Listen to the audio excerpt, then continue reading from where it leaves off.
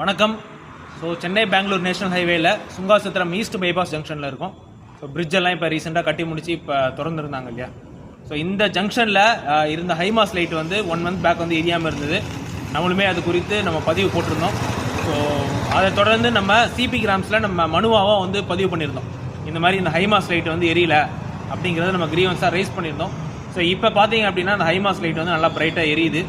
So இதுக்கு முன்னாடி இருந்த வீடியோ நீங்கள் பார்த்துருந்தீங்கன்னா அந்த கம்பேரிசன் தெரியும். ஏன்னா கம்ப்ளீட்டாக டார்க்காக இருந்தது.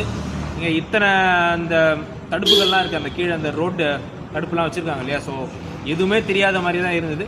பட் இப்போ நம்ம வந்து கிரீவன்ஸ் போட்டதுக்கப்புறம் அந்த லைட்டை ரிப்பேர் பண்ணதுனால இப்போ எல்லாமே நல்லா கிளியராக தெரியுது. இந்த ஜங்ஷன் வந்து நல்லா பிரைட்டாக இருக்கிறதுனால டிரைவர்ஸ்க்குமே தெரியும் இங்கே ஒரு ஜங்ஷன் இருக்குது, இங்கே இருந்து வண்டிகள்லாம் வரும் அப்படிங்கிறது நல்லாவே தெரியும்.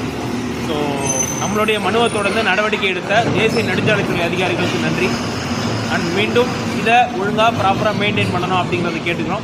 பாதுகாப்பான சாலைகளே நம்ம இலக்கு. உங்களுடைய பகுதியில் தேசிய நெடுஞ்சாலைகளில் ஏதாவது குறை இருந்தது அப்படின்னா கண்டிப்பாக சிபி கிராம்ஸில் கிரீவன்ஸாக ரைஸ் பண்ணுங்கள். உடனடியாக அதுக்கான ஆக்ஷனுமே வந்து எடுப்பாங்க. ஏன்னா அது அக்கௌண்டபிள். அது அந்த கிரீவன்ஸ் போர்ட்டலில் போடுறதுக்கான பதில் வந்து 30 டேஸில் ஆக்சுவலாக கொடுக்கணும் அப்படிங்கிறது அந்த மெக்கானிசம்லேயே அவங்க டிஃபைன் பண்ணியிருக்காங்க. கண்டிப்பாக நீங்களுமே சிபி கிராம்ஸை ப்ராப்பராக யூஸ் பண்ணிக்கோங்க. ஆக்சிடென்ட்ஸை நம்மளால் முடிஞ்ச அளவுக்கு கம்மி பண்ணோம். தேங்க்யூ.